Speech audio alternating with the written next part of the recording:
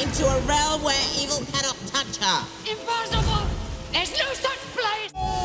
Where's Sorsha? She has turned against Your Highness. I still got what counts.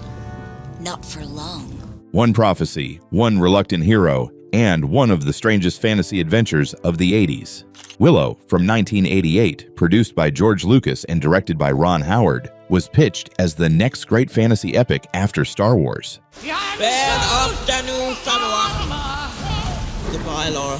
While it never hit those heights at the box office, it became a cult favorite that fans still celebrate today. And behind the magic and battles, the making of Willow was packed with weird details and surprising challenges. Here are 20 weird facts you didn't know about Willow, 1988. Number 1. Willow was written for Warwick Davis. Unlike many fantasy epics where the lead is chosen after the script, Willow was created specifically with Warwick Davis in mind. George Lucas first met Davis when he played Wicket the Ewok in Return of the Jedi, and Lucas was so impressed with his talent and screen presence that he promised to build a movie around him. True to his word, Lucas crafted Willow as a vehicle for Davis, making him the first little person to headline a major Hollywood fantasy film. Calm down, Kaya. Tomorrow's my big day. At only 17 years old when production began, Davis took on the enormous challenge of leading a $35 million film, something few actors his age, let alone with his background, had ever done. It was both a groundbreaking opportunity and a massive gamble, but it made Davis a fantasy icon for an entire generation. Number 2. It was originally called Munchkins. Before it became Willow, George Lucas had a very different title in mind for his fantasy adventure. In the early stages of development, the project was known as Munchkins. The name was meant to highlight the film's focus on a community of little people, but it quickly ran into an obvious problem. It was far too closely associated with The Wizard of Oz. Lucas realized the title risked making the movie sound like a knockoff rather than its own unique story. Eventually, the name was changed to Willow, putting the spotlight on its reluctant hero instead. I've taken up too many of them. The switch was not only more original, but it also gave Warwick Davis's character a stronger identity, setting the tone for the movie as a personal journey rather than just another fantasy ensemble. Number 3. It was criticized as a Star Wars copy. When Willow first hit theaters in 1988, many critics couldn't help but compare it to Star Wars. George Lucas, who wrote the story and produced the film, followed a very similar blueprint. A young hero called to adventure, an evil empire-like force led by a dark sorceress, a wise mentor figure, and even a roguish sidekick in Mad Martigan. I feel better! You've done the right thing! While Ron Howard's direction gave it a unique fantasy flavor, some reviewers dismissed it as Star Wars with wands instead of lightsabers. Lucas himself admitted he used mythological story structures in both films, which made the similarities inevitable. Still, over time, audiences have embraced Willow for its own quirks and charm, proving that even if it shared DNA with Star Wars, it carved out a fantasy legacy all its own. Number 4. It had the largest casting call for little people in movie history. For Willow, George Lucas wanted the fantasy world to feel authentic and diverse, which meant casting a large number of little people in key roles. The result was the biggest casting call for little people ever assembled at that point in movie history. Absolutely, under no condition whatsoever is anyone in this family to fall in love with that baby. Hundreds of actors were brought in from across the globe to populate the Nelwyn village and other scenes, creating a scale never before seen on screen. Warwick Davis even recalled that the atmosphere on set felt like a community of its own, with so many actors sharing the same experience together. The casting broke new ground in Hollywood representation, giving opportunities to performers who rarely had a chance to appear in such large-scale productions. It remains a milestone moment for inclusivity in the fantasy genre. If you're enjoying this so far, hit that like button and subscribe for more awesome movie facts. And tell us in the comments, what movie brings you the most nostalgia, and which one should we cover next?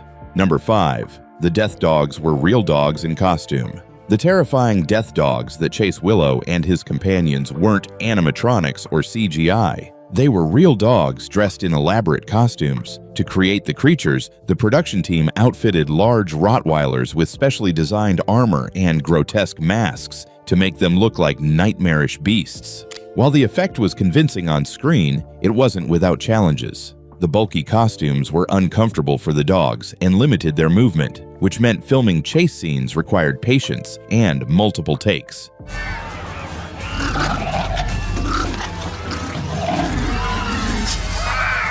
Still, using real animals gave the death dogs a physical presence that was far scarier than any special effects of the time could manage. Their brief but intense appearances remain some of the most haunting moments in Willow's fantasy world. Number 6. Willow pioneered digital morphing. One of the film's most groundbreaking achievements wasn't in the story, but in the technology behind it. Willow was the very first movie to use digital morphing, an effect that smoothly transforms one image into another. The sequence where the sorceress Finn Raziel shifts through different animal forms until finally returning to human form was a landmark moment for visual effects.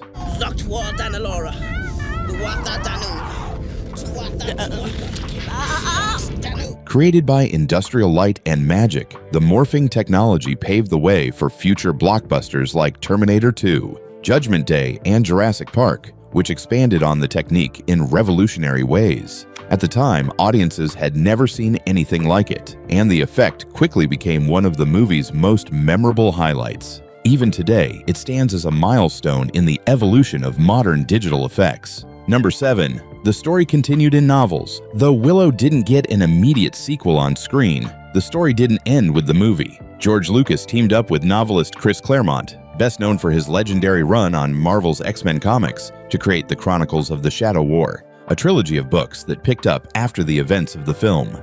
The novels followed Elora Danan as she grew up and explored darker, more complex corners of the fantasy world. Published throughout the 90s, the trilogy kept Willow's legacy alive for die-hard fans who wanted to dive deeper into its lore. While not as widely known as the film itself, the books remain a fascinating expansion of Lucas's fantasy vision, showing just how much potential he saw in the world beyond that single movie. Number 8. A missing scene explained the magic acorns. In Willow, the High Alduin gives Willow 2 enchanted acorns that can turn anything they touch into stone. Acorns? They're magic. Anything you throw them at turns to stone. They're set up as powerful magical weapons, but in the final cut of the movie, only one is ever used, leaving audiences wondering about the second. That's because a key scene was cut during editing. In the missing sequence, Willow drops one of the acorns by accident, and it petrifies a wooden cart instead of being saved for the final battle. Without this moment, the film leaves the second acorn unexplained, leading many fans to assume it was simply forgotten. The truth is, it was filmed but scrapped for pacing. It's one of those little editing quirks that still sparks fan debates today about what could have been. Number 9. John Cusack auditioned for Mad Martigan. Before Val Kilmer brought his swagger and humor to the role of Mad Martigan, Willow, you've done the right thing. I want you to get home and bring your crop in. another big name was in the running, John Cusack. Known at the time for movies like Better Off Dead and The Sure Thing, Cusack actually auditioned for the part and came very close to landing it. In later interviews, Cusack admitted he was disappointed by the rejection, especially since he felt the role fit his style of witty, offbeat charm. Ultimately, the part went to Kilmer, whose mix of roguish bravado and comedic timing helped make Mad Martigan one of the most beloved characters in the film. Still, it's fascinating to imagine how different Willow might have felt if Cusack had been the one cracking jokes in a cage instead of Kilmer. Give me some water, you measly little pecks!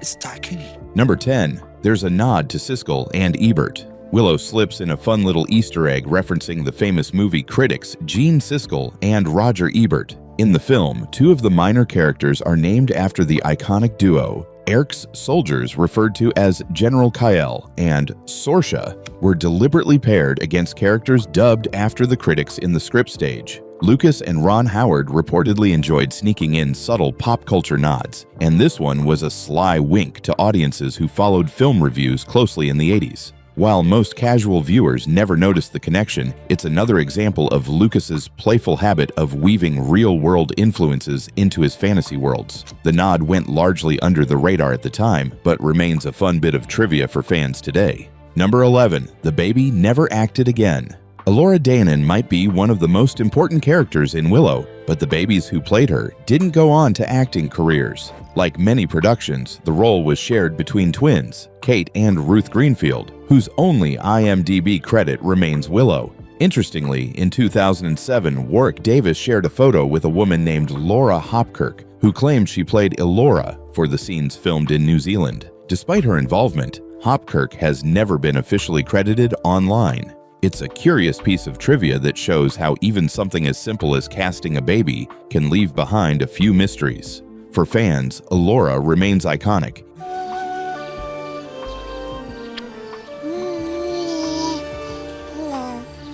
Even if the real infants who played her quietly stepped away from Hollywood after their big fantasy debut. Number 12. George Lucas wanted a trilogy. When George Lucas first developed Willow, he wasn't just thinking about a one-off fantasy film. He had much bigger plans. Lucas hoped that Willow would be the start of a trilogy, expanding the story of Willow Ufgood, Elora Danan, and their fight against the forces of evil across multiple films. He imagined the movie as a launchpad for a new fantasy franchise, much like Star Wars had been for science fiction. Unfortunately, the movie's box office performance was underwhelming, making only a modest profit on its $35 million budget. With that, the sequels were shelved. Instead, Lucas carried on the story through novels in the 1990s. While the film didn't spark a cinematic trilogy, the idea lingered, eventually paving the way for the Disney Plus revival series decades later. Number 13. General Kale was named after a film critic. The fearsome villain. General Kale wasn't just a product of fantasy imagination. His name was actually a cheeky nod to real life. George Lucas named the character after Pauline Kael, one of the most famous and sharp-tongued film critics of the 20th century. Known for her often scathing reviews, Kael didn't hold back when critiquing Hollywood heavyweights, including Lucas himself. By giving his armored warlord her surname, Lucas slipped in a sly joke that fans of film history have appreciated for years. It's not the first time Lucas made playful references to critics, but this one is among the most blatant. Kale, have you found the child? The search goes on, my queen. For anyone in the know, General Kael's brutal reputation becomes an inside joke, a fantasy villain carrying the name of a critic who could cut down filmmakers with words alone. Number 14. Val Kilmer and Joanne Whalley fell in love on set. One of the most magical parts of Willow happened off-camera. While playing the roguish swordsman Mad Martigan and the fierce warrior Princess Sorsha, Val Kilmer and Joanne Whalley developed real chemistry that carried into their personal lives. The two actors fell in love during filming and later married in 1988, the same year Willow was released. Their relationship became one of Hollywood's most high-profile romances at the time, and they had 2 children together before eventually divorcing in 1996. Fans often look back at their on-screen connection as more than just acting. I love you. What are you doing here? Your power has enchanted me. I stand helpless against it.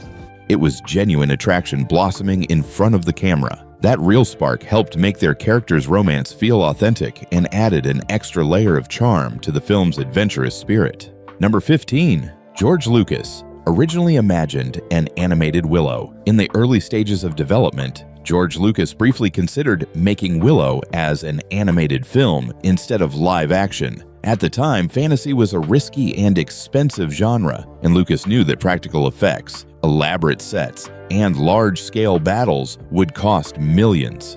Animation, he believed, might allow the story's magical world to come alive more easily while avoiding the huge production challenges. But that idea didn't last long. Lucas had already been impressed with Warwick Davis during Return of the Jedi, and he realized that Davis's charisma and presence couldn't be captured in animation. Choosing live action meant taking on bigger risks, but it also made Willow Ufgood a flesh-and-blood hero audiences could connect with. The decision gave the film its heart and ensured Davis's landmark role. No. You stupid hag! With my magic. as the first little person to lead a Hollywood fantasy epic. Number 16, filming spanned New Zealand and England. To bring the sweeping fantasy world of Willow to life, the production team scouted some of the most dramatic landscapes on Earth. Much of the film was shot in New Zealand, whose mountains, valleys, and rolling hills provided the perfect backdrop for an epic quest. The rugged terrain gave the movie an authenticity and grandeur that studio sets simply couldn't match. Meanwhile, indoor scenes and controlled sequences were filmed at Pinewood Studios in England, one of the most famous facilities in the industry. This combination of real-world scenery and meticulously built sets gave Willow its distinct look, balancing gritty realism with fairy tale magic. Today, the film stands as one of the earliest examples of New Zealand becoming a fantasy filmmaker's paradise, years before The Lord of the Rings made it iconic. Number 17, critics gave it mixed reviews. With George Lucas producing and Ron Howard directing, many expected Willow to be the next blockbuster fantasy hit. But when it premiered in 1988, critics weren't exactly spellbound. Some praised its visuals, special effects, and Warwick Davis's performance. Laura, you don't want me. Tell her.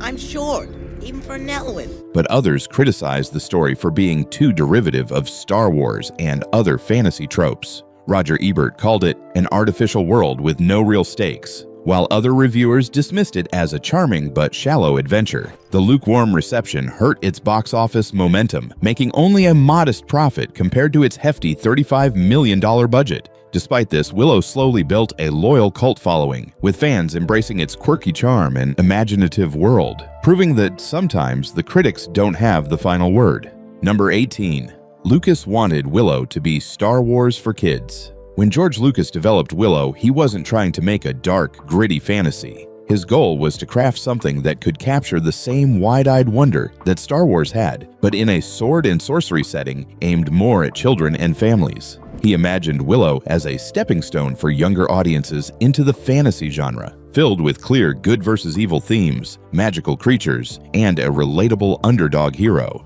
Migosh, wake up.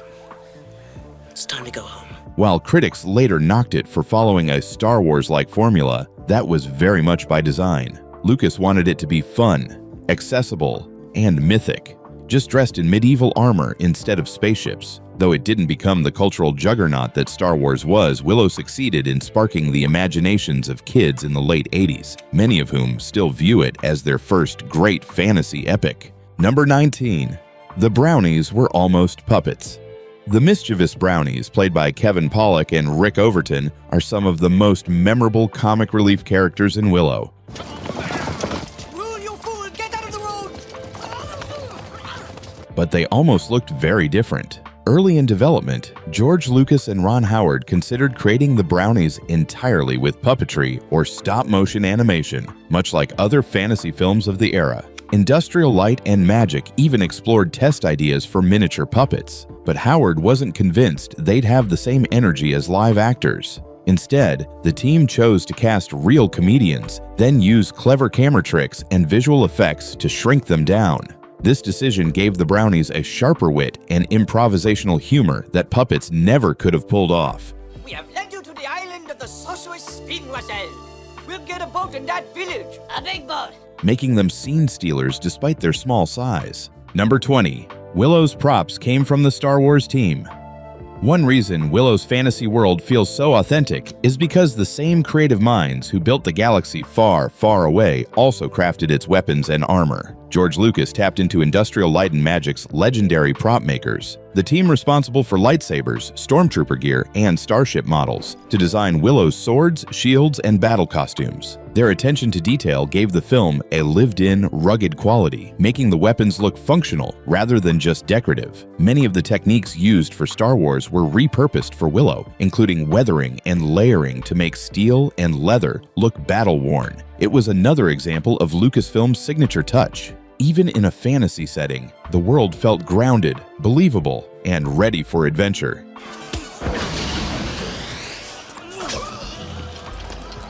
And that's 20 weird facts about Willow. 1988. From groundbreaking morphing effects to hidden critic references and on-set romances, this cult fantasy had just as much magic behind the scenes as it did on screen. I don't remember that. You lied to me. No, I just wasn't myself last night. If you enjoyed this video, hit like, subscribe, and let us know in the comments which movie we should cover next.